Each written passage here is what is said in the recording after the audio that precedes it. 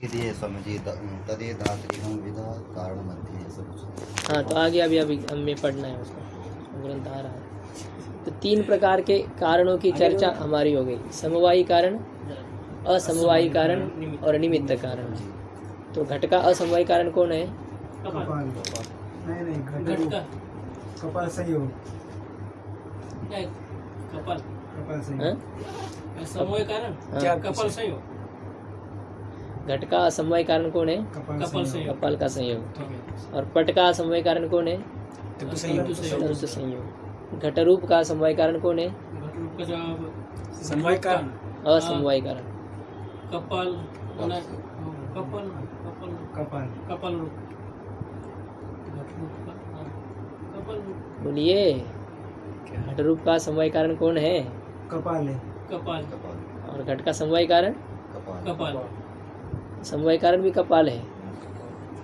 समवाय समवाय कपाल कारण रूप कपाल रूप किसका समवाय कारण है? कपाल रूप किसका? घट रूप। घट रूप घट रूप का असमवाय कारण कौन है? कपाल रूप। कपाल रूप किसका समवाय कारण है? घट रूप का। और घट रूप का समवाय कारण कौन है? कपाल कपाल। घट रूप का समवाय कारण है कपाल। और घट का निमित्त कारण कुलाल दंड, चक्र, कुलाल, ये सब घट के निमित्त कारण होते हैं, है ना। तो समवायी कारण, असमवायी कारण और निमित्त कारण, इन तीनों प्रकार के कारण की चर्चा हमारी हो गई। ये पूरा स्पष्ट हो गया ना, तीनों प्रकार के कारण। निमित्त कारण ये इन दोनों से जो भिन्न कारण हो, जो समवायी कारण न हो और असमवायी कारण न हो, उसको निमित्त कारण कहते हैं। हम लोग तो उसमें दोनों प्रकार का लक्षण नहीं घटा सकते। इसी में कुछ उलझ जाएंगे, समवाय और समवाय में उलझ जाएंगे। स्वामी जी जो तंतु में जो कलर है, जिसको पीला कलर या लाल कलर जो भी कलर है उसको तंतु रूप कहेंगे जी, वही फिर पट बन गया तो फिर क्या कहेंगे उसको? वो पट का रूप हो गया। पट रूप हो गया। एक गुरुजी पहने तो उसको तंतु रूप ही कहेंगे या पट रूप कहेंगे? वो तो पट रूप है ना। पट तो एक बन गया, द्रव्य बन गया कुछ और हाँ। बन गया, तो वही चेंज हो जाएगा। हाँ, उसमें एक अलग रूप आ जाएगा। वो अभी पट रूप, तंतु रूप नहीं है वो। पट रूप हो गया, तंतु परिवर्तन को हो गया। हाँ, वो अलग है, उससे वो बना हुआ है। तंतु का रूप अपना तंतु में है, और यह भी पट का, जो आपने कपड़ा पहना हुआ है जी वो जी है, श्वाल है, जी जी तो उसका जो रूप है ना, वो तंतु का रूप नहीं जी। है, अब ये इसी पट का रूप है। हाँ, उसके प्रति वो कारण था तंतु का रूप। तंतु सफेद थे इसलिए पट भी सफेद बन गया। जैसे कारण के गुण रहेंगे ना, वैसे कार्य में गुण आ जाएंगे। लेकिन इसका अर्थ ये नहीं होता कि कारण के गुण आपको यहाँ दिखाई दे रहे हैं। कारण का गुण नहीं रहता है, वो कारण के जैसा गुण दूसरा पैदा हुआ रहता है यहाँ पर कार्य में। पर है तो तंतु का ही ना, तंतु का नहीं। तंतु नहीं होता तो वो कलर होता ही नहीं उसमें। तो इस प्रकार से कोई नहीं होता तो दादा नहीं होता तो पोता होता नहीं। इसका अर्थ ये नहीं होता कि वो उसका उत्पन्न करने वाला है। परंपरा से वो कारण सामग्री से बाह्य हो जाता है, इसको कहेंगे अन्यथा सिद्ध। जो कारण का कारण होता है ना, जी जी उसको कारण नहीं कहते हैं। कारण का जो कारण होता है उसको कारण नहीं कहते। कुलाल के पिता को घट का कारण नहीं माना जाता। तो आप क्या कहेंगे, भाई कुलाल का पिता नहीं होता तो घट बनता क्या? क्योंकि कुलाल का पिता नहीं होता तो कुलाल पैदा नहीं होता, और कुलाल पैदा नहीं होता तो घट पैदा नहीं होता। देखो जी, एक क्यों भी ना, ये जो 9 आपने माने हैं ना पहले से ही कि ये निमित्त कारण है, तो आपने भगवान को तो मान ही लिया, सबके पिता तो वो ऑलरेडी है ही है, तो वो काम बात तो खत्म होगी वैसे ही। उसको ये नहीं कहते, अन्यथा सिद्ध नहीं कहते। ईश्वर साक्षात कारण होते हैं, अच्छा हर एक कार्य के प्रति साक्षात कारण है वो। अच्छा। ये तो एक सृष्टि बनाई तो वो तो है ही है, हाँ। लेकिन अभी भी जो कुछ हो रहा है उन सभी में उनको ये है। कैसे? वो रहते सत्ता रूप से सब जगह, तो उनका होता ही है। अंदर तो रहते ही ना, प्रेरक रूप से तो सब अंदर बैठे ही हुए हैं, तो साक्षात हो रहे हैं। इस प्रकार से वो साक्षात कारणता उनकी हमेशा बनी रहती है। तो वो चाहे ब्रह्मा जी के साक्षात पिता क्यों ना हो, तो हमारे भी रहते हैं। वो होते हैं परम पिता परमात्मा कहते हैं उसको। हमारे उतने ही है जितने ब्रह्मा जी के हैं। ठीक, तो ये दोनों से भिन्न जो कारण रहेगा उसको निमित्त कारण कह देंगे। तो अभी करण का जो है ना, करण का लक्षण फिर से एक बार कह रहे हैं। एक बार तो करण का लक्षण किया था, असाधारणम कारणम करणम। तो असाधारण कारण को करण कहते हैं। लेकिन अब जैसे असाधारण कारण देखिए, घट के असाधारण कारण, ये तीनों भी घट के असाधारण कारण हैं। हाँ, ठीक है। दंड, चक्र, कुलाल, कपाल, कपाल संयोग, ये सब घट के असाधारण कारण है। हाँ, ईश्वराधिक साधारण कारण है। ठीक है। साधारण कारण का मतलब क्या होता है? जो सब में सभी कार्यों के प्रति जो कारण होते हैं, सब दुनिया के पूरे जितने हैं उन सभी के प्रति जो कारण हैं उन कारण, और जो उसी कार्य के प्रति कारण होते केवल, उसको क्या कहेंगे? असाधारण कारण कहेंगे। तो घट के ये सभी असाधारण कारण है। समवाय कारण भी असाधारण कारण है, निमित्त कारण भी असाधारण कारण है, और असमवाय कारण भी असाधारण कारण है। तो जो असाधारण कारण है उसको कहते हैं कारण, जो असाधारण कारण है उसको क्या कहते हैं? कारण। तो ये सभी उसके कारण हो जाएंगे। लेकिन अभी इसमें पदकृत्य में आगे विचार करेंगे, केवल असाधारण कारण को कारण नहीं कहते, व्यापारवत असाधारणम कारणम करणम, व्यापार वाले असाधारण कारण को कारण कहते हैं, जिसमें व्यापार होता है। मुझे इसमें लिखा था पहले व्यापार वद असाधारण कारणम करणम, मतलब उसमें दिया हुआ है क्या? हाँ, ब्रैकेट में दिया है उन्होंने, वही वो पदकृत्य कारण है उसको जोड़ा हुआ है। यहाँ तो केवल असाधारणम कारणम करणम इतना ही लक्षण है। तो क्योंकि ये दोनों भी इनके है, दोनों के मन मत भेद से ऐसे दोनों को ये जो पद जोड़ा उन्होंने व्यापार वद, इससे इसमें क्या अंतर आया, इसकी मीनिंग में क्या अंतर आया? इसमें ये अंतर आ जाता है ना कि फिर आप कपाल संयोग को कारण नहीं मान सकेंगे। जो साक्षात कारण होता है ना, तो व्यापार वाला नहीं होता है। व्यापार का मतलब क्या होता है कि जो जैसे ये है घट है, ठीक है, और एक कपाल है, ठीक है, घट है और एक कपाल है और एक घट है। अब इसके बीच में कपालों का संयोग होता है, ठीक है, कपालों का संयोग होने पर घट उत्पन्न होता है। ठीक है। अब ये कपाल संयोग जो है इसको कहते हैं व्यापार। अच्छा, घट और कपाल के बीच में जो कपाल का संयोग हो चुका है उसको क्या कहते हैं? व्यापार। व्यापार। गुरुजी, व्यापार तो कर्ता में रहता है। हाँ, व्यापार नहीं, वो तो एक अलग है व्याकरण की बात। व्यापार यानी क्रिया जो होती है, तो व्यापार कर्ता में रहेगा, फल कर्म में रहेगा, जो उनका है ना व्याकरण का, तो वो वहाँ का अलग है। यहाँ पर व्यापार यानी यहाँ व्यापार का लक्षण अलग है, वहाँ क्रिया सामान्य व्यापार का अर्थ है। यहाँ व्यापार का मतलब होता है जो कारण से उत्पन्न होकर के कार्य को उत्पन्न करने वाला होता है, अपने कारण से उत्पन्न होता है, ठीक है, और अपने कारण के कार्य का उत्पादक होता है। ठीक है, तज्जन्यत्वे सति तज्जन्य जनकत्वम व्यापारत्वम, ऐसा लक्षण है इसका। मतलब कपाल संयोग देखिए, कपाल से उत्पन्न होता है, कपाल संयोग से उत्पन्न होता है, कपाल से उत्पन्न होता है, और कपाल से उत्पन्न होने वाला जो घड़ा है उस घड़े का कारण बनता है कपाल संयोग, कपाल संयोग। ठीक है, तो अपने कारण से उत्पन्न होगा, और अपने कारण का जो कार्य है उसका जो जनक होता है, अपने कारण का जो कार्य है उसका जो जनक होता है। कपाल से खुद उत्पन्न होता है, और कपाल से उत्पन्न होने वाले घड़े का जो कारण बनता है, जनक होता है, उसको कहते हैं व्यापार। ये होता है व्यापार। तो कपाल संयोग ऐसा है, कपाल से उत्पन्न हुआ और कपाल से उत्पन्न होने वाले घड़े के प्रति वो कारण बनता है, तो ये है व्यापार। और इस व्यापार से युक्त है कपाल, क्योंकि कपाल और घड़ा इनके बीच में व्यापार आ गया, इस व्यापार से युक्त है कपाल।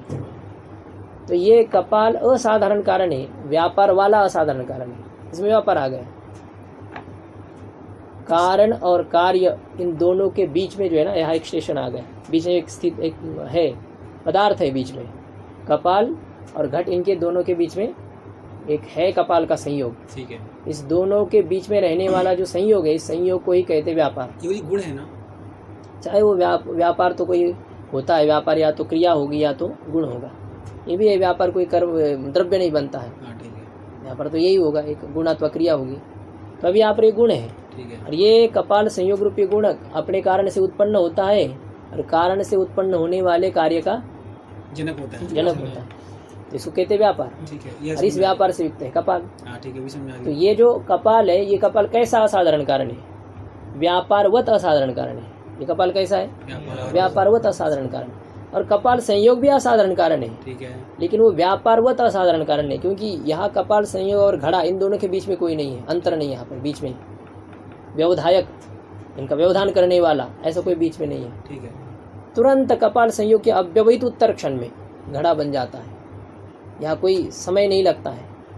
कपाल से घट बनने के लिए समय है, संयोग बनना पड़ता है, संयोग होना पड़ता है, तभी घड़ा बनेगा। संयोग ना हो तो घड़ा नहीं बनता है। लेकिन संयोग से घड़ा बनने के लिए कोई समय नहीं लगता है, तुरंत घड़ा बन जाता है, उसके दूसरे क्षण में है। ठीक है, तो इसलिए क्या होता है, कपाल संयोग और घड़ा इन दोनों के बीच में कोई व्यापार नहीं है। तो इसलिए ये जो असाधारण कारण है कपाल संयोग, ये व्यापार रहित असाधारण कारण है, इसमें कोई व्यापार नहीं है। ठीक है, तो व्यापार न होने के कारण से इसको करण नहीं कहेंगे, ये करण नहीं कहा जाता है, इसको करण कहेंगे, कपाल को करण कहेंगे।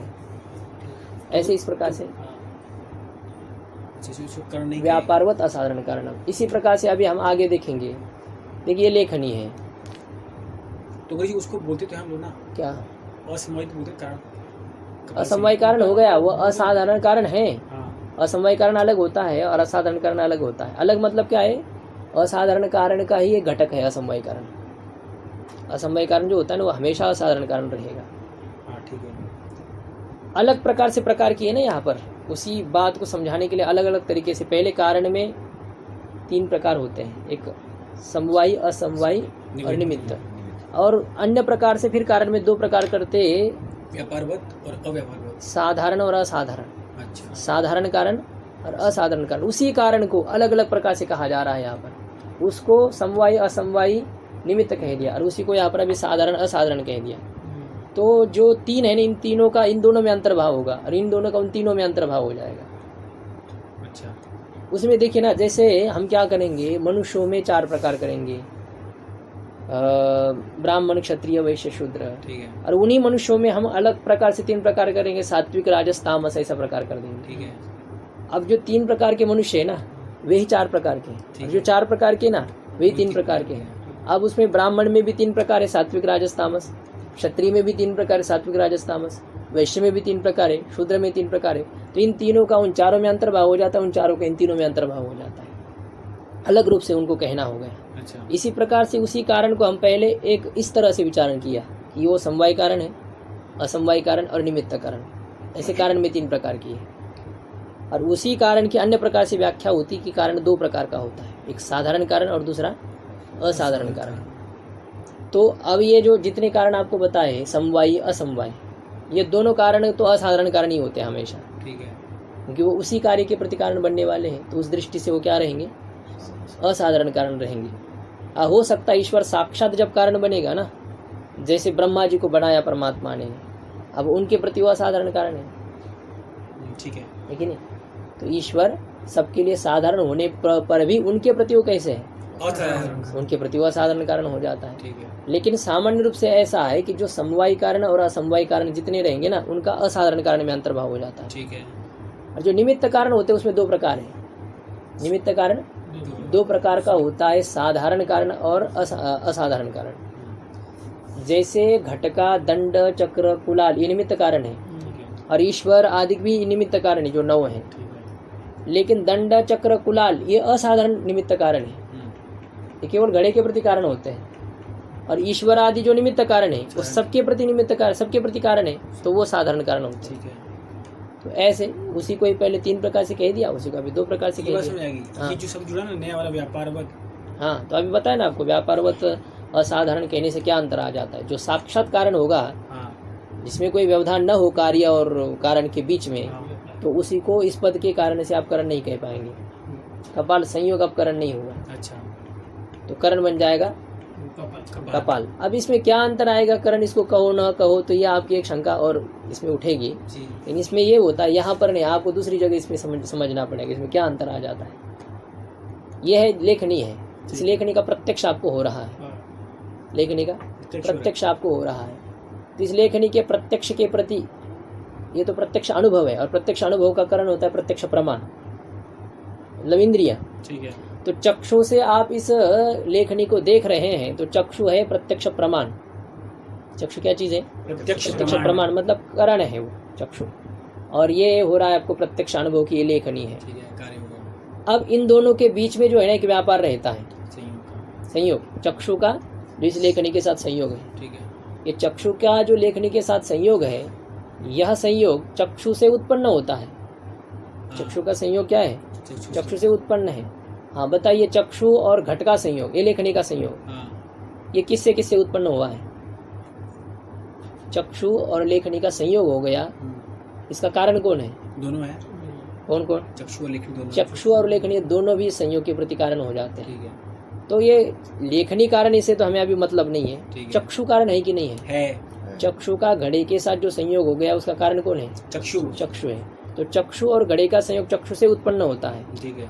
और चक्षु का कार्य जो प्रत्यक्ष अनुभव है, ठीक है, उसको उत्पन्न करता है संयोग। तो संयोग इंद्र चक्षु से उत्पन्न हुआ, और चक्षु से का कार्य जो प्रत्यक्ष अनुभव उसका उत्पादक होगा। ठीक है। इसलिए संयोग क्या होगा? व्यापार होगा। ये व्यापार है। अब ये व्यापार है, और इस व्यापारवत असाधारण कारण है चक्षु, इसलिए चक्षु को क्या कहेंगे? करण कहेंगे। प्रत्यक्ष अनुभव का, प्रत्यक्ष प्रमा का करण हो गया चक्षु। अब ये चक्षु व्यापारवत असाधारण कारण होने से इसको करण कह देंगे, लेकिन इसको आप करण नहीं कह सकते। संयोग जो है ना वो करण नहीं है, इसको प्रत्यक्ष प्रमाण नहीं कहते हैं। प्रत्यक्ष प्रमाण कौन है? चक्षु इंद्रिय है, ये संयोग नहीं है। ठीक है। और यदि असाधारणम कारणम करणम ये लक्षण नहीं करते तो फिर यह भी प्रत्यक्ष प्रमाण हो जाएगा। हाँ, ठीक है।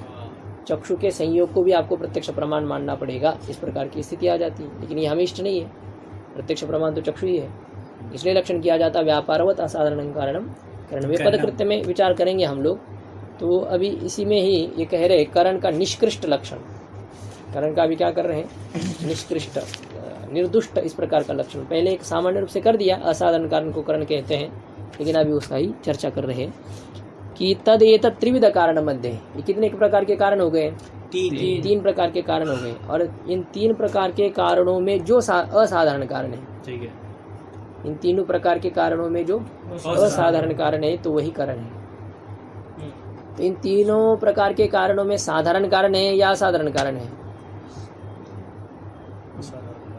तीनों कौन कौन? 3 जो हो गए, समवाय कारण, असमवाय कारण और निमित्त कारण। ठीक है। इन तीनों में साधारण कारण होता है या असाधारण कारण होता है?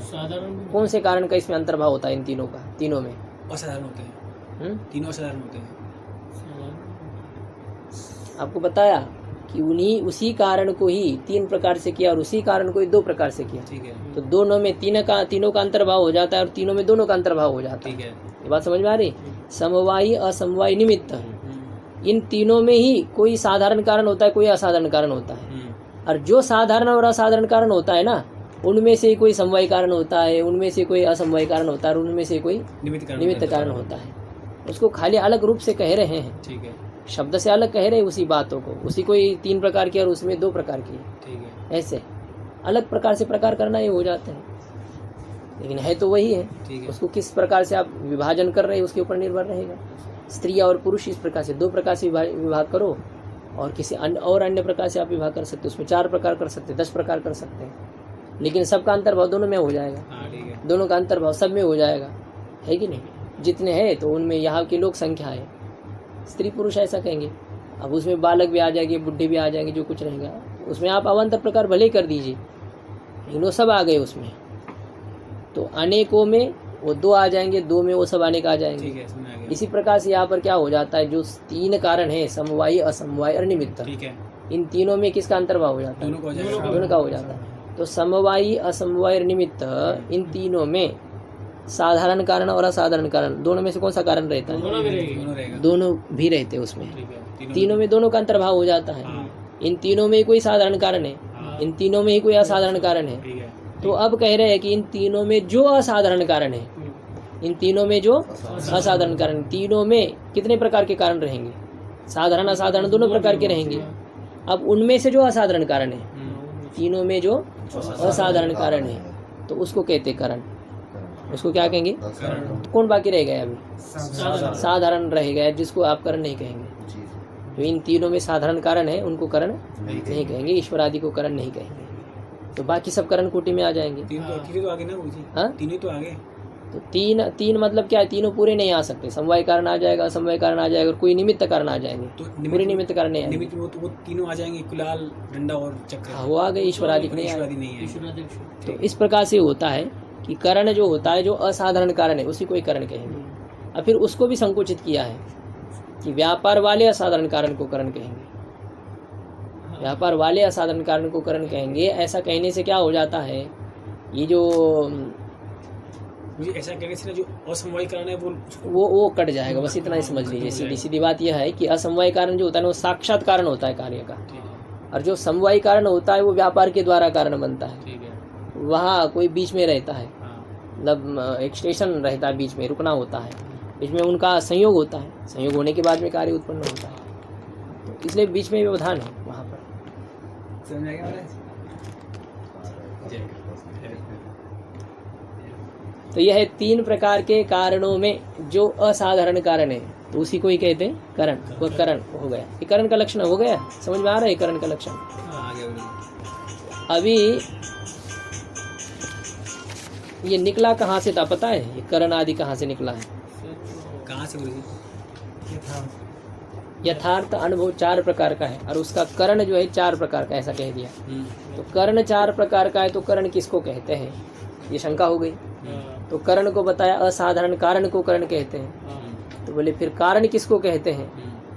तो कहा कि कार्य नियत पूर्ववृत्ति कारणम, कार्य की अपेक्षा से निश्चित रूप से पूर्व क्षण में जो विद्यमान रहता हो कारण है, उसको कारण कहते हैं। अब कारण के लक्षण के अंतर्गत उसके घटक रूप से 3 है। कार्य शब्द का प्रयोग किया गया है। तो कार्य किसको कहते हैं? तो कार्य का लक्षण कर दिया, प्राग भाव प्रतियोगी, इस प्रकार से लक्षण कर दिया। लेकिन फिर अभी प्रसंग से कारण 3 प्रकार का होता है कह दिया। करण को ही आपको बताना था ना, असाधारण कारण को करण कहते हैं, लेकिन असाधारण कारण होते कौन कौन है ये बात समझ में आनी चाहिए।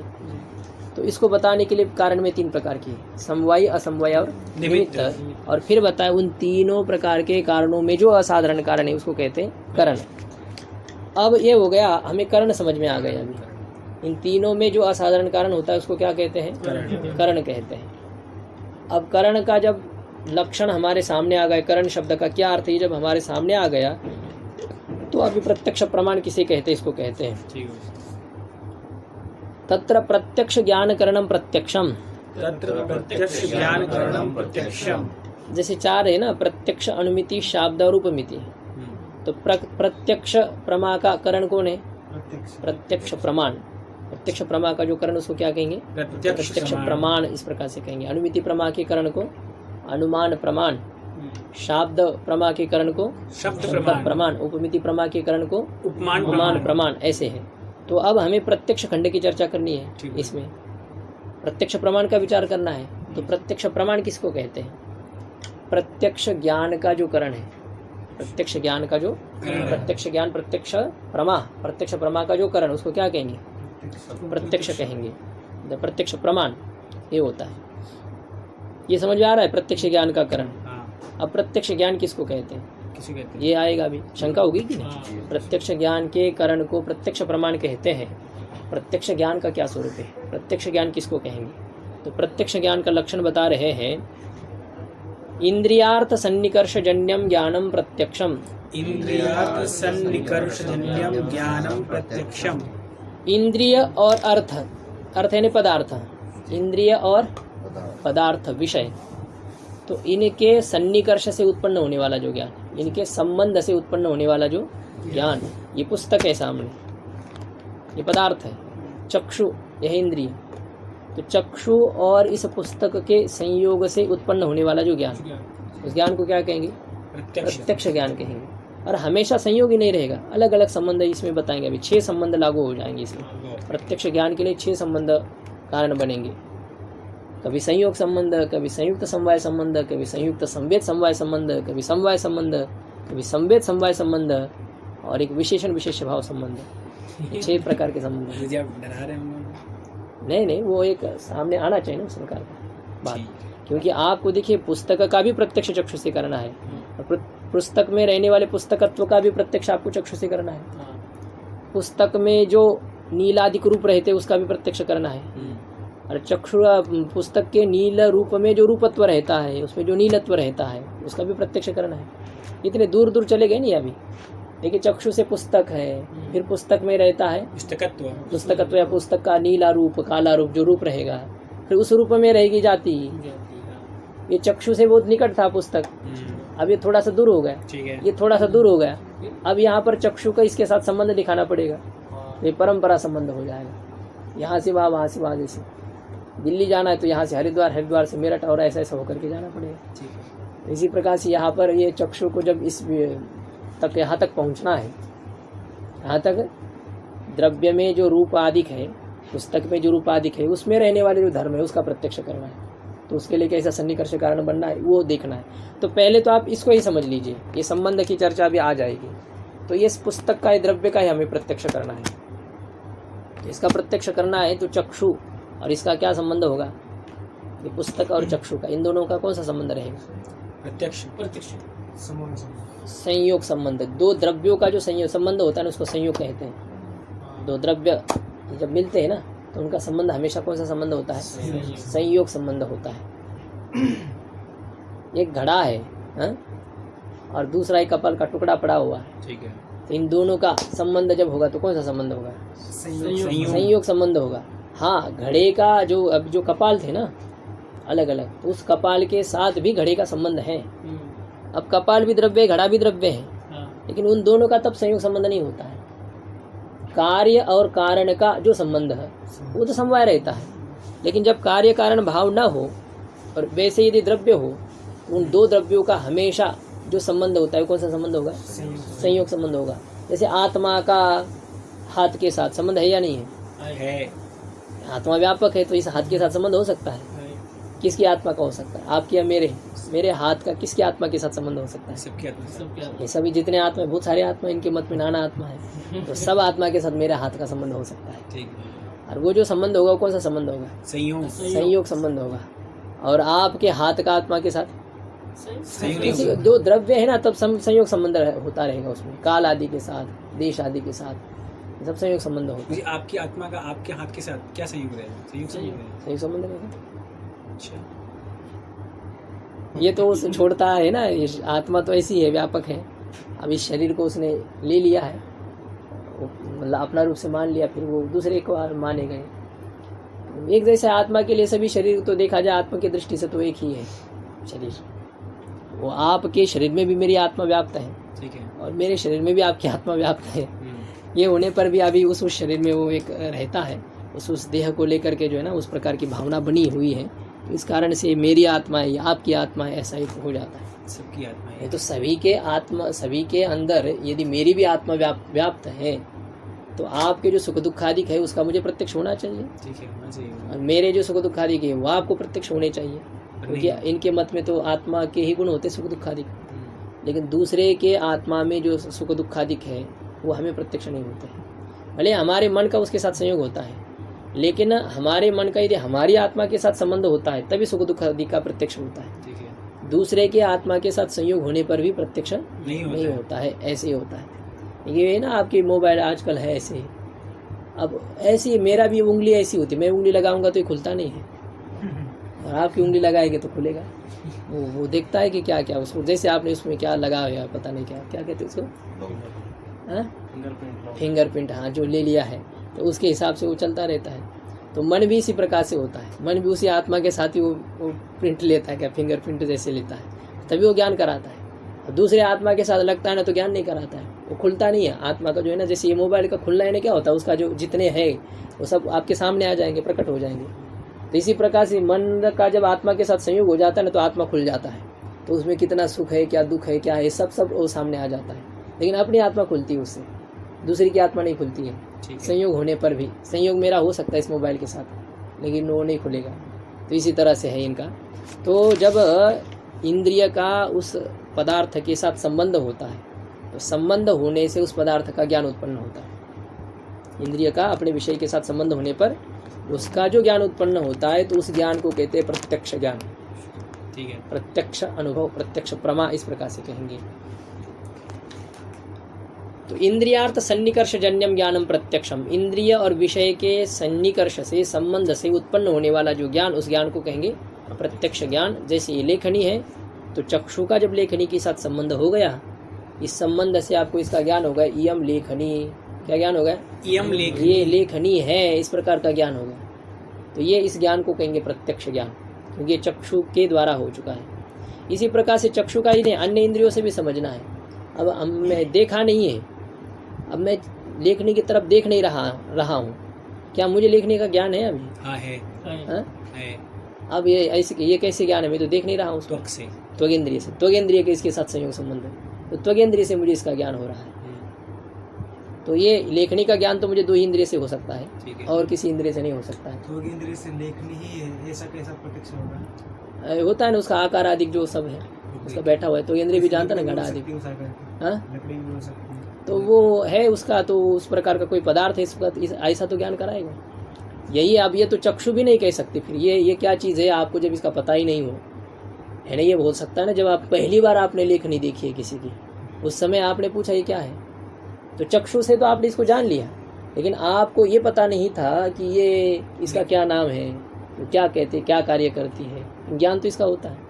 ऐसे तो इंद्रिय से ज्ञान होता है, और बारंबार अनुभव में आने वाली पदार्थ जो होता है, तो वो तो प्रत्यक्ष ही, मतलब उसको ये लेखनी ऐसा ही कहा जाएगा, तो इंद्रिय बता देगी।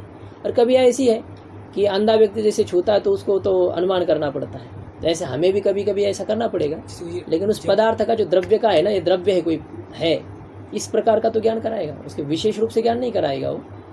ये अमुक पदार्थ है, ये तो इंद्रिय के द्वारा भले ही पता नहीं चले, तभी भी वो ज्ञान तो कराता है। पूर्वान से जैसे रात को लाइट बंद रहती है, उसको उठते हैं, कभी लाइट ऑफ है तो हाथ डालते हैं या तो टॉर्च पे या तो चाबी पे या तो मोबाइल पे, तो ठीक लगता है हाँ ये चाबी आ ऐसी गई। जरूरत नहीं, अभ्यास रहता है, वो अभ्यास के कारण से होता है। कभी मोबाइल इस तरफ रखा है तो इस तरफ हम इधर हाथ ऐसा डालते करते हैं, हाँ तो लगता लगता नहीं है, लगता नहीं, तो इसका मतलब क्या है, वो अनुमान से हो रहा है इस तरह से।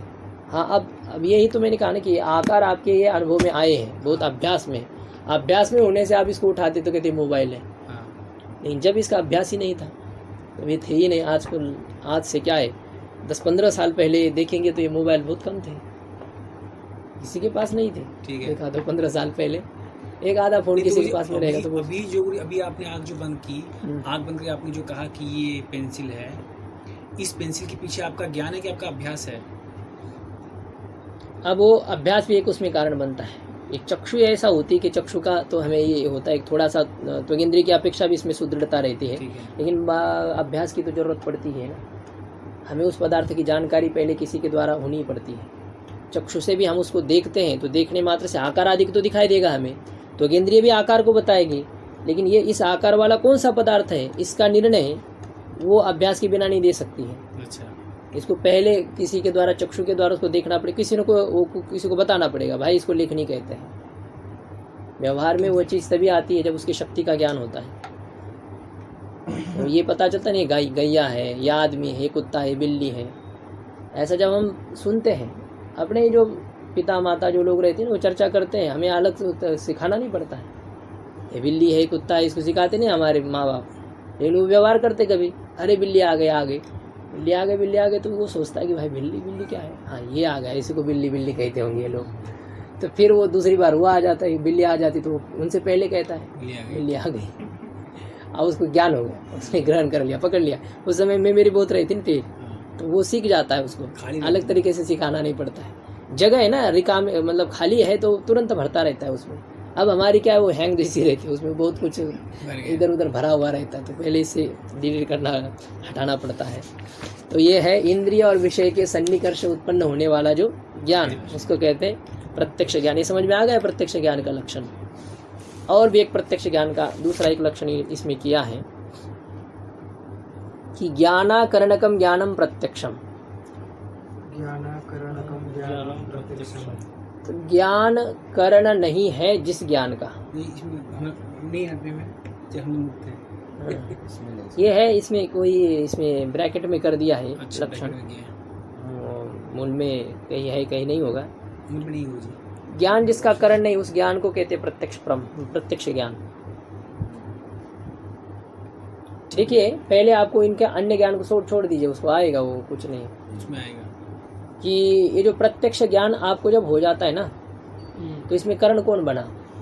नेत्र, चक्षुरादिक इंद्रिय, ये करण होती है। और चक्षुरादिक इंद्रिय कोई ज्ञान नहीं है, ठीक है, चक्षुरादिक इंद्रिय कोई ज्ञान नहीं है, चक्षुरादिक इंद्रिय ज्ञान के करण है, ठीक है, साधन है। लेकिन जो अनुमिति ज्ञान आपको होता है, शब्द ज्ञान होता है, उपमिति ज्ञान होता है, तो उसमें करण रहता है प्रत्यक्ष ज्ञान। उसमें करण इंद्रिय नहीं होती है, उसमें करण कौन होता है, साधन कौन होता है? ये ज्ञान होता है। धूम का प्रत्यक्ष ही वन्य के अनुमिति ज्ञान के प्रति कारण होता है। पर्वत पर आप धूम को देखते हैं, ठीक है, धूम को देखते हैं तो धूम का आपको क्या होता है?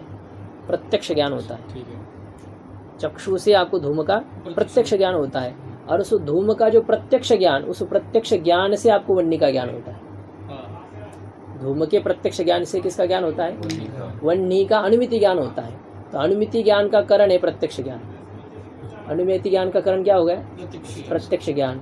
इसी प्रकार से शाब्द ज्ञान का करण भी प्रत्यक्ष ज्ञान होता है। जब तक आपने शब्द को सुना नहीं ना, राम जा रहा है, इस वाक्य को जब तक आपने सुना नहीं है तब तक आपको उस वाक्य का अर्थबोध नहीं होता है। समझ में आ रहा है? रामः ग्रामम गच्छति वाक्य आपने सुना नहीं तो आपको इस वाक्य के अर्थ का ज्ञान हो सकता है? बिल्कुल नहीं हो सकता। तो इसके लिए आपको क्या चाहिए? सुनना। वो पहले वाक्य का शब्द को सुनना पड़ता है, मतलब उसका प्रत्यक्ष होता है। शब्दों का आपको क्या होता है? प्रत्यक्ष होता है। तो जब उस वाक्यस्थ शब्दों का प्रत्यक्ष ज्ञान होता है तो उससे आपको उसके अर्थ का ज्ञान होता है। ठीक है।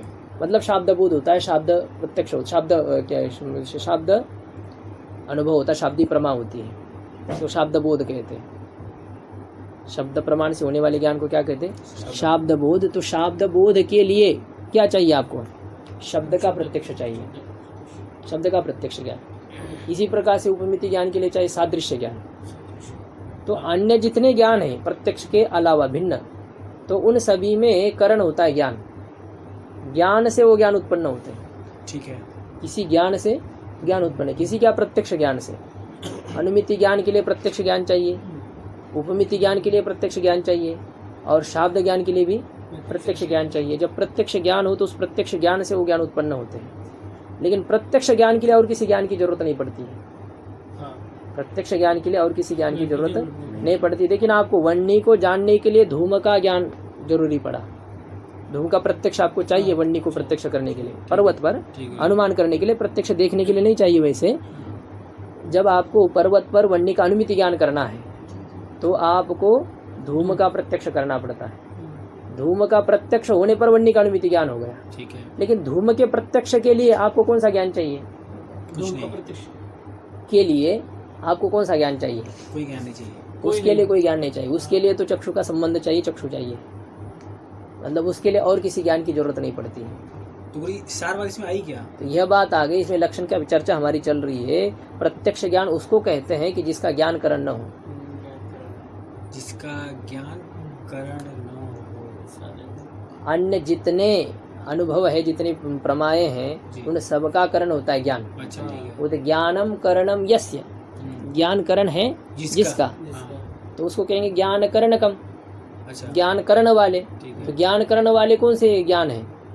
जितने भी अप्रत्यक्ष हैं, जितने बाकी के अनुभव है, मतलब अनुमिति, उपमिति, शाब्द, तो ये सब ज्ञान करणक है। मतलब इनका ज्ञान करण होता अप्रत्यक्ष है। जो अप्रत्यक्ष है, ऐसा कह सकते सामान्य रूप से, क्योंकि उनसे होने वाला ज्ञान प्राय परोक्ष होता है। ये तो मानेंगे परोक्ष ही होता है। अच्छा, अनुमान प्रमाण से कभी भी आपको प्रत्यक्ष नहीं हो सकता है। शब्द प्रमाण से आपको इनके शास्त्र में कभी भी प्रत्यक्ष नहीं होता है। ठीक है। और उपमिति उपमान प्रमाण से भी प्रत्यक्ष नहीं होता है। नहीं होता है। तो ये सब परोक्ष ज्ञान कराने वाले। ठीक है। प्रत्यक्ष ज्ञान तो इनसे ही होता है, चक्षुरादि इंद्रियों के संबंध से ही होता है। तो ये लक्षण आया ज्ञान करणकम ज्ञानम प्रत्यक्षम ज्ञानाकरणकम। तो पहले ये समझना होता है कि ज्ञान करण है जिस ज्ञान का, उसको समझिए। ठीक है। तो ज्ञान करण है जिस ज्ञान का, ऐसे ज्ञान है हमारे पास में उपमान, तीन है ना, अनुमिति, उपमिति और शाब्द ज्ञान। ये तीन प्रकार के जो ज्ञान होते हैं, इन तीन प्रकार के ज्ञान का करण होता है दूसरा कोई ज्ञान। लेकिन प्रत्यक्ष ज्ञान ऐसा है उसको किसी और ज्ञान की जरूरत नहीं पड़ती। इस प्रकार का वो ऐसे होता है। अपरोक्ष।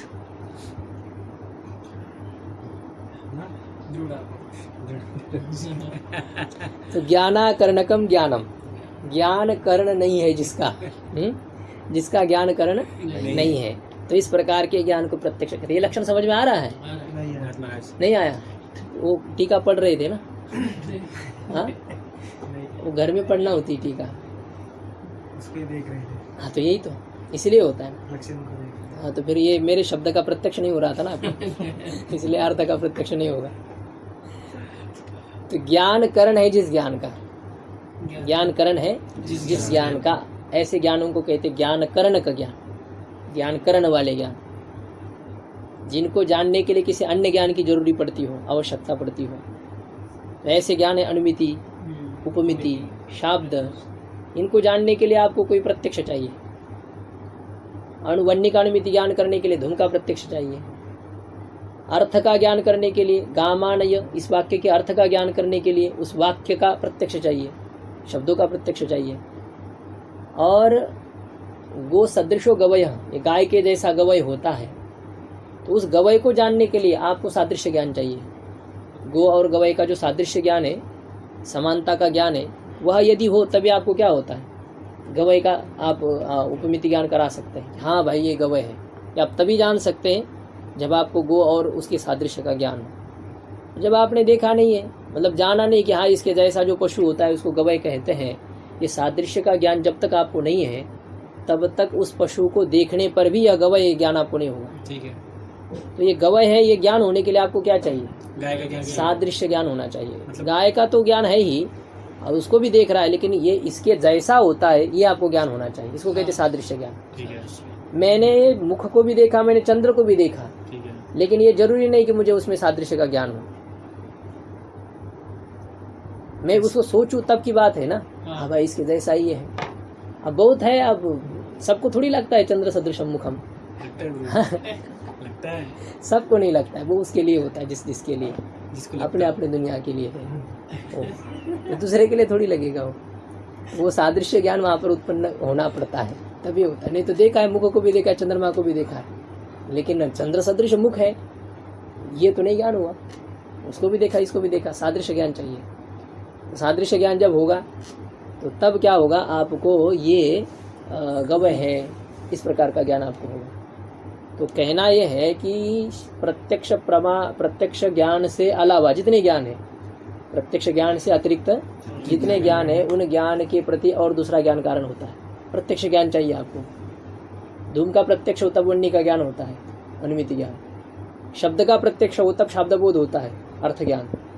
और जब सादृश्य ज्ञान हो तब उपमिति ज्ञान होता है। ये बात समझ में आ रही है अन्य ज्ञानों के लिए।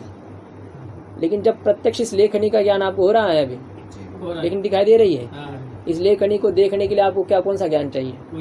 हाँ? व्याकरण लघु पढ़नी चाहिए कि नहीं इसको लेखनी को देखने के लिए? और किसी ज्ञान की जरूरत नहीं पड़ती इसको। ये प्रत्यक्ष ज्ञान ऐसा होता है, इसको जानने के लिए और किसी ज्ञान की जरूरत नहीं होती है। तो इस प्रकार से जिस ज्ञान का और दूसरा ज्ञान करण न हो, जिस ज्ञान का और दूसरा ज्ञान करण न हो, तो उस ज्ञान को कहते प्रत्यक्ष ज्ञान। ज्ञानाकरण का ज्ञान करण नहीं है जिसका ऐसे ज्ञान को कहते हैं प्रत्यक्ष ज्ञान। तो लक्षण समझ में आ गई? साफ हो गया एकदम। ज्ञानाकरण का।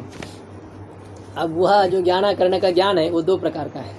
प्रत्यक्ष ज्ञान दो प्रकार का होता है। तद्विविधम निर्विकल्पकम सविकल्पकंचेति। निर्विकल्पक प्रत्यक्ष और सविकल्पक प्रत्यक्ष, ऐसे दो प्रकार के प्रत्यक्ष होते हैं, सविकल्पक और निर्विकल्पक। निर्विकल्पक होता है यह कुछ है, ऐसा ज्ञान होता है कभी आपको, अरे ये कुछ है, सांप है। जैसे यहाँ पर होता है ना, अभी कोई जाता है व्यक्ति, ऊपर आ गया और चला गया नीचे, लगा और भाई कोई ऊपर आया था नीचे चला गया, कौन है ये देखा नहीं।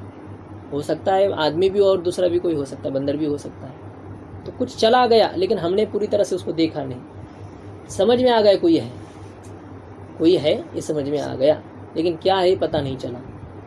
तो उसका जो ज्ञान है उसको कहते हैं निर्विकल्पक ज्ञान। निर्विकल्पक, वो निर्विकल्पक ज्ञान होता है। कौन है कोई पता नहीं चला, हाँ कुछ है इतना ज्ञान हो गया, एकदम किंचित यह कुछ है। जैसे हम चलते हैं कभी ट्रेन आदि में भी चलते हैं, तो ये गन्ने के खेत आदि के रहते हैं, तो उसमें कभी क्या है हमारी दृष्टि चली गई तो ऐसा कुछ उस पर घुसा, अंदर घुसा।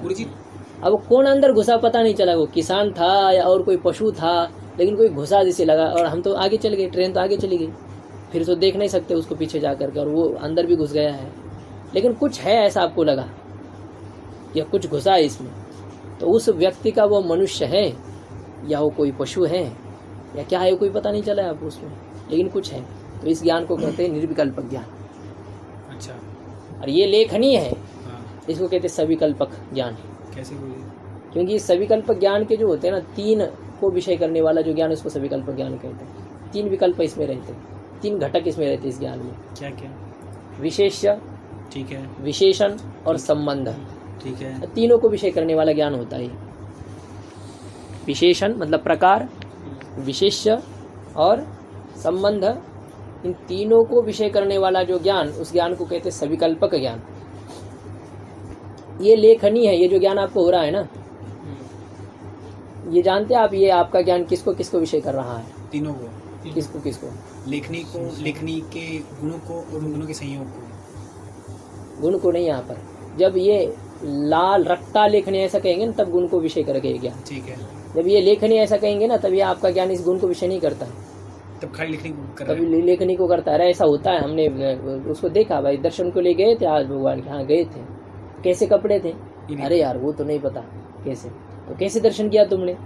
अब भगवान का दर्शन किया, कपड़े का दर्शन नहीं किया, उसके तरफ ध्यान नहीं दिया ना उतना, कि कैसे अलंकार थे और कौन सी मालाएं पहनाई थी आज, कैसे कैसा तिलक लगाया था, ये सब पता नहीं रहता है। ठीक है। तो उनका दर्शन तो किया हमने, इसी प्रकार से हम लेखनी को जानते लेकिन उसके गुण को नहीं जानते बहुत बार। अब आपने अभी ध्यान दिया होगा और कभी यदि कहते ना मेरे पास लेखनी कौन से रंग की है, तो आप इधर उधर देखने लग जाते हैं। उसको कभी देखा नहीं ना, मतलब ध्यान दे करके हमने उसके ऊपर सोचा नहीं है कि है कौन सा रंग उसका। लेखनी ये तो पता है, इतना ही होता है। तो इसलिए रक्तत्व का ज्ञान नहीं होता आपको, ये लेखनी है ऐसा कहने पर। ठीक है। तो कैसा है आपको इसमें किसका किसका ज्ञान हो रहा है? विशेषण विशेष प्रकार ऐसे होता है। तीनों का। ये लेखनी है, लेखनी है, ये ज्ञान में विशेष है लेखनी। ठीक है। विशेष कौन है? लेखनी। और इस लेखनी में जो धर्म रहता है, लेखनी में कौन सा धर्म रहता है? लेखनित्व। लेखनित्व जो जाति रहती है ना लेखनी में, तो उसको कहेंगे प्रकार। वो क्या है? प्रकार, विशेषण उसको कहेंगे। तो लेखनित्व, लेखनी, और इस लेखनित्व और लेखनी का कौन सा संबंध है? समवाय संबंध। क्योंकि लेखनित्व जाति है और लेखनी व्यक्ति है। जाति और व्यक्ति, जाति और व्यक्ति, इनका जो संबंध कौन सा संबंध होता है इन दोनों में? समवाय संबंध होता है। तो ये लेखनी है, ये जो ज्ञान आपको होता है ना, ये आपका ज्ञान तीनों को विषय करता है। लेखनी को विषय करता है, लेखनित्व को विषय करता है, और लेखनित्व का लेखनी के साथ जो समवाय संबंध है उसको विषय करता है। ठीक है। तो तीनों को विषय करता है ना। मतलब इस ज्ञान की जो विषयता है ना, ये ज्ञान की ये लेखनी, इस ज्ञान की जो विषयता है वो तीनों में है।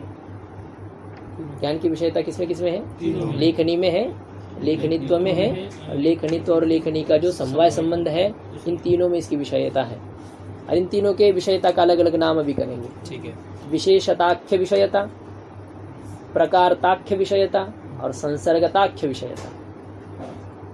विशेषताख्य विषयता, विशेषता नाम वाली विषयता। हमारे ज्ञान ने इस लेखनी को विषय किया कि नहीं? बहुत बड़ी बात नहीं, बहुत सरल है। हमारे ज्ञान ने लेखनी को विषय किया। तो लेखनी क्या है ज्ञान का? विशेष्य है। विषय तो है ही, विषय तो लेखनित्व भी है, विषय तो लेखनी भी है, और संबंध भी है। विषय तीनों है। लेकिन जो ज्ञान के विषय होते हैं ना, तो वो कोई विशेष्य होता है, कोई प्रकार होता है, कोई संबंध होता है। ज्ञान के जो विषय बनते हैं वो तीन रहते हैं ज्ञान में। उसमें कोई विशेष्य रहेगा, उसमें कोई प्रकार रहेगा, और उसमें कोई संबंध रहेगा। यदि सविकल्प ज्ञान हो तो, निर्विकल्प ज्ञान में कुछ नहीं रहता है, क्योंकि वहाँ पर कोई संबंध का आपको कुछ पता ही नहीं चला है। उसमें कौन सी जाति थी, उसमें कौन सा व्यक्ति था, और उसमें कौन सा संबंध था, कोई आपको पता नहीं चला है। कुछ है, बस इतना ही आपको ज्ञान हो चुका है। तो जब आपको ये सविकल्प ज्ञान होता है तो आपके ज्ञान के तीन विषय बन जाते हैं: विशेष्य, संसर्ग, उन दोनों का संबंध, और प्रकार। तीन विषय बनते हैं ना। तो ये विषयता किस में रहेगी फिर हमारे ज्ञान की? जब ये तीन विषय हैं तो विषयता रहेगी इन तीनों में। हमारे ज्ञान की विषयता किस में रहेगी? तीनों में रहेगी। इन तीनों में रहेगी। और इन तीनों में रहने वाली जो विषयता ना हमारे ज्ञान की, इन तीनों में रहने वाली विषयता का अलग अलग नाम है। जो विशेष्य में रहने वाली विषयता है ना, ज्ञान की विषयता किस में रहेगी? विशेष्य में रहेगी, प्रकार में रहेगी, और संबंध में रहेगी, है ना। विषयता तीन में रह रही है। तो उसमें जो विशेष्य में रहने वाली विषयता है ना हमारे ज्ञान की, उसको कहेंगे विशेषताख्य विषयता। उसे क्या कहेंगे?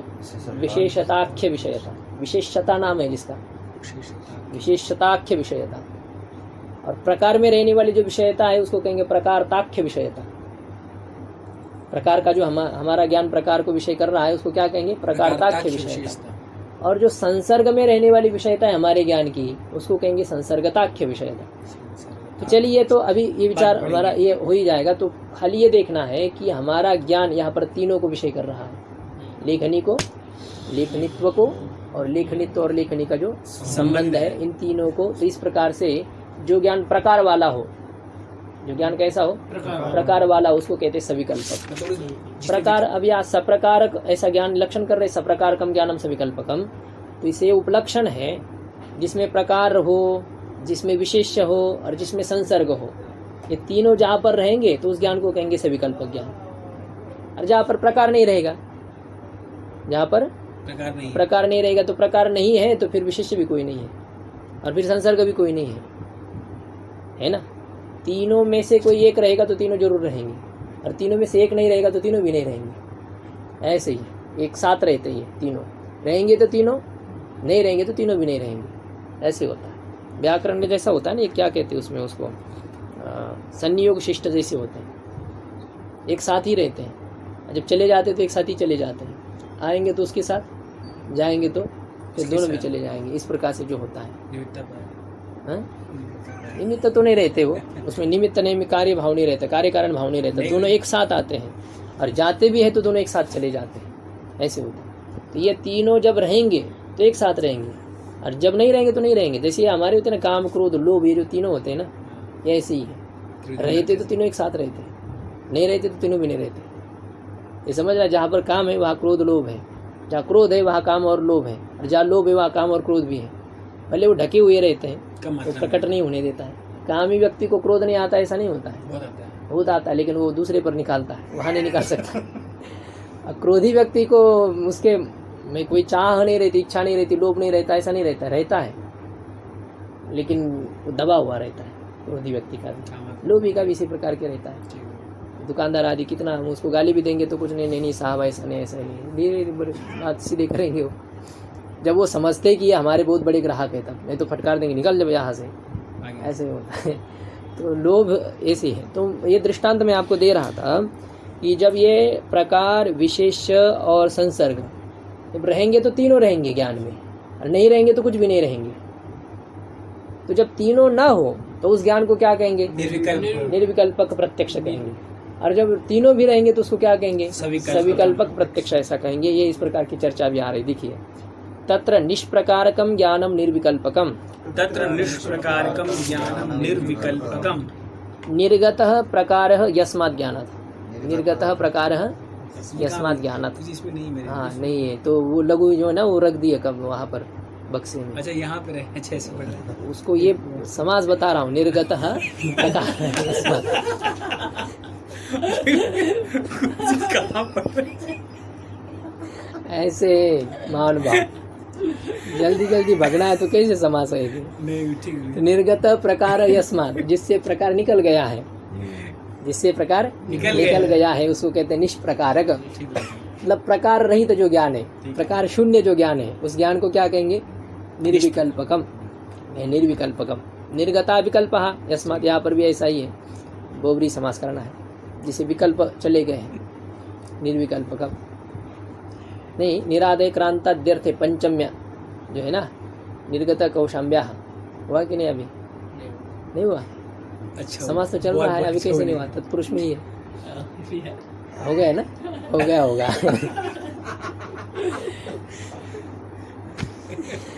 निर्गत कौशाम्ब्या निष्कौशाम्बी जैसे बनता है, इसी प्रकार से यहाँ पर निर्गत नहीं, यहाँ तो ये ऐसा है, बहुरी करना है। निर्गत प्रकार यस्मात्, जो जा चुका, जैसे गतासुर से नानुशोचन पंडित। हाँ वाह पंडित, अब हम ही मूर्ख है भाई, अब पीछे का सोच रहे हैं। जो चला गया उसके बारे में क्या सोचना है? अलग होता है, विषय अलग अलग है वहाँ पर, कहीं सोचना भी पड़ता है पीछे का। सोचने वाले को पंडित कहते हैं और सोचने वाले को मूर्ख कहते हैं। लेकिन किस बात को सोचने वाले को पंडित कहते हैं और किस बात को सोचने वाले को मूर्ख कहते हैं, ये तो लोग अपने तो आप नहीं सोचते हैं ना, तो फिर मूर्ख है। अब यहाँ पर यहाँ की परिभाषा अपने हिसाब से वो तो लोग सेटिंग कर लेते हैं। अपने हिसाब से नहीं होती ये बातें। मूर्ख भी अपने को पंडित कहता है, समझता है, अपने हिसाब से थोड़ी होगा, एक लक्षण से। हाँ, कौन है? तो वो है जैसे कुछ मर गए हैं, गतासुन मतलब क्या? जो मरे हुए व्यक्ति, मनुष्य है हमारे, कोई प्रिय व्यक्ति मर गए हैं तो उनके बारे में शोक नहीं करते हैं जो, और जो जीवित है, शत्रु आदि है, उनके बारे में भी वो कुछ, उसके मन में कोई विकार नहीं आते हैं, क्योंकि वो भी जाने वाले हैं। हाँ, इस प्रकार का जो भाव रहता है। जाने वाले क्या, जाने वाले उन्हें जाने वाले, वो शरीर तो छूटने वाला है और आत्म रूप से नित्य है। ठीक है, बस तो ऐसा समझ करके जिसके मन में कोई विकृति नहीं होती, विकार नहीं होता, ये मिल गया है तो पता है ये एक दिन जाने वाला है, तो फिर क्या शोक करना है उसमें।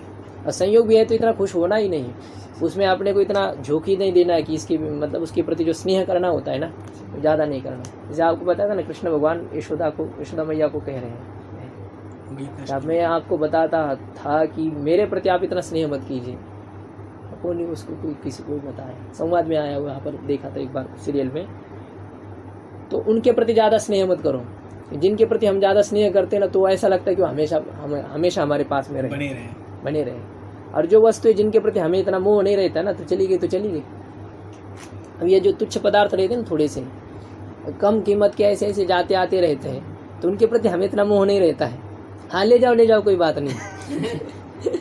तो दूसरा आ जाएगा ऐसे। तो ये वो छाता भी कह रहे थे, ले लो।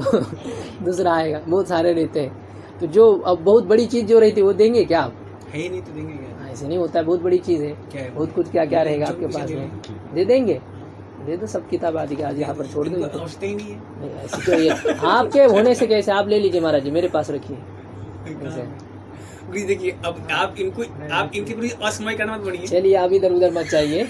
ऐसा है, निष्प्रकारकम ज्ञानम, प्रकार शून्य जो ज्ञान, उसको क्या कहते हैं? निर्विकल्पक ज्ञान कहते हैं, प्रकार रहित ज्ञान है।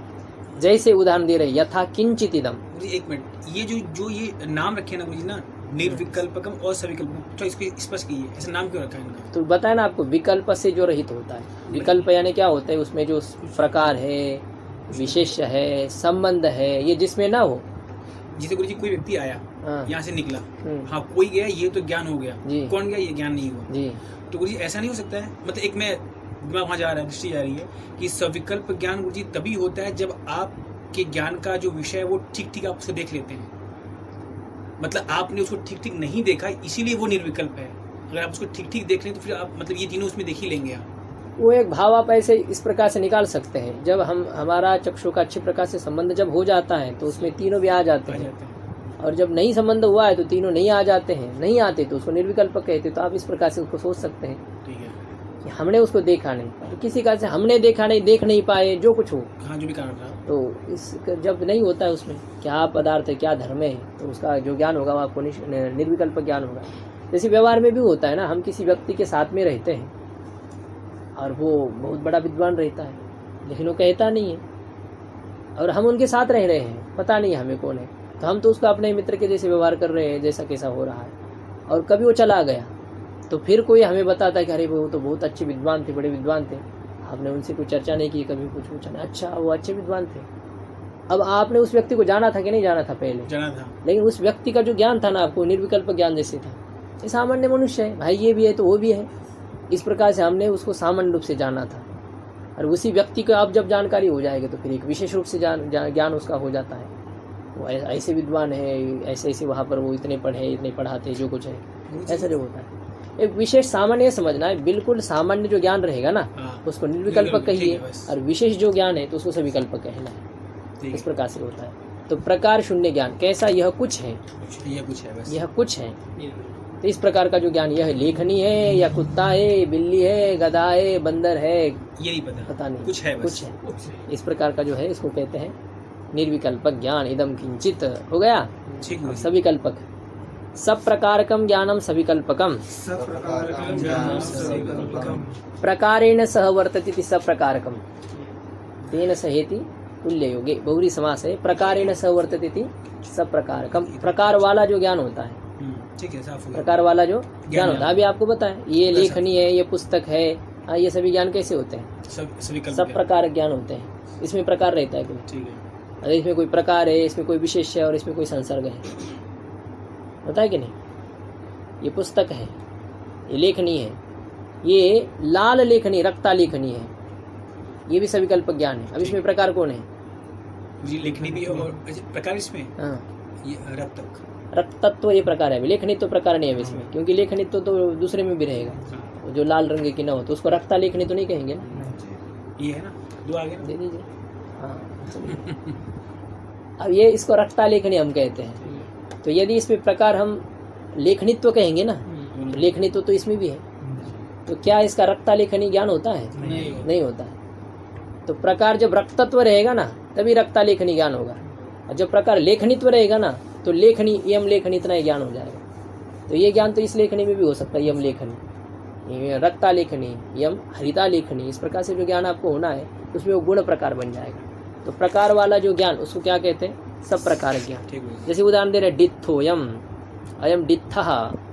डित्थ यानी होता है वो लकड़ी का बनाया हुआ हाथी जो रहता है ना, लकड़ी से बनाया हुआ, बच्चों को खेलने के लिए वो कहते हैं डित्थ। अच्छा, अयम डित्थ, ये ज्ञान आपको हो गया।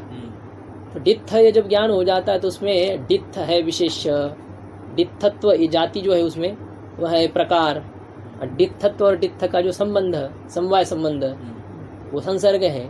तो हमारा ज्ञान इन तीनों को विषय करता है, या डित्थ है ऐसा कहने पर। तो तीनों को विषय करने वाला जो ज्ञान इसको कहते हैं सविकल्प ज्ञान। सप्रकारक ज्ञान, प्रकार के साथ रहने वाला ज्ञान, उसको सविकल्पक कहते हैं। इसी प्रकार से ब्राह्मणो अयम, अयम ब्राह्मण या ब्राह्मण है, इसमें प्रकार कौन है? ब्राह्मणत्व, ब्राह्मणत्व ये प्रकार है। और विशेष ब्राह्मण, और उनका संबंध कौन है? ब्राह्मणत्व ब्राह्मण का समवाय संबंध। हाँ, तो ये जो ज्ञान है हमारा, ये ज्ञान तीनों को विषय कर रहा है, ब्राह्मण, ब्राह्मणत्व और उन दोनों का समवाय संबंध जो है वो तीन। तो इस प्रकार से जो तीनों को विषय करने वाला ज्ञान है वो सप्रकारक होता है। सप्रकारक, ये इसका लक्षण ऐसा भी होता है, सप्रकारकम ज्ञानम, सविशेष्यकम ज्ञानम, ससंसर्गकम ज्ञानम, सविकल्पकम। संसर्ग वाला जो ज्ञान हो, विशेष्य वाला जो ज्ञान हो, प्रकार वाला जो ज्ञान हो, उसको क्या कहेंगे? सविकल्पक ज्ञान कहेंगे। ऐसा भी है इसमें। तो होगा ये, समझ में आ रहा है नहीं? शाम हो यम, यह काला है, इस प्रकार का भी जो ज्ञान है इसी को कहते हैं सविकल्पक ज्ञान। ठीक है, अभी ये सविकल्पक ज्ञान की चर्चा हमारी हो गई। अभी जो है ना, प्रत्यक्ष ज्ञान के लिए जो 6 प्रकार के सन्निकर्ष अभी आपको बोला था ना, उस सन्निकर्ष की चर्चा करनी है। 6 सन्निकर्ष बताएंगे, और किसके प्रत्यक्ष के लिए कौन सा सन्निकर्ष कारण बनेगा वो आएगा। हर एक पदार्थ का प्रत्यक्ष करने के लिए अलग अलग सन्निकर्ष कारण होंगे। तो किसके प्रत्यक्ष के लिए कौन सा सन्निकर्ष कारण बनना है, किस इंद्रिय से प्रत्यक्ष करना है तो कौन सा सन्निकर्ष चाहिए, ये सब चर्चा करनी है अभी। ओम पूर्णमदः पूर्णमिदं पूर्णात् पूर्णमुदच्यते